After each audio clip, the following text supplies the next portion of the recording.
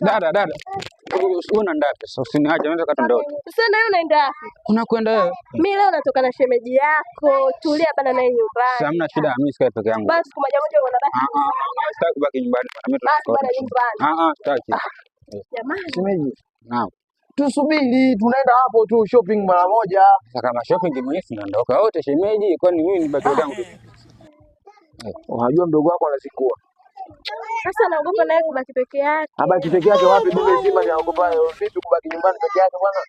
Sikia, tusubiri. Sikiliza. Mimi ndio kuchagulia nguo za dada. Sasa kama nguo za nani hamna shida, mwenye anajua size yake. Sasa napenda kuonika chumbani kwako pale. Unajua size ya dadako na sasa. Bas. Nguo za ndani nini?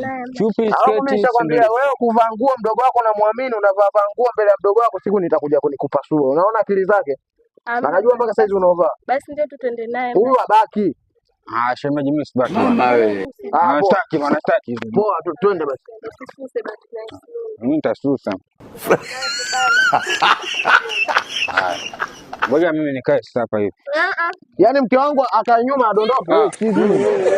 Kaa mbele. Shemeji. Au basi tumwache akae. Kaa mbele bwana wewe, unaweza kukaa nyuma hapo nani? Tunaenda. Mimi siendi. Mimi naache peke yangu tu hapo nyumbani. Nibaki na nani?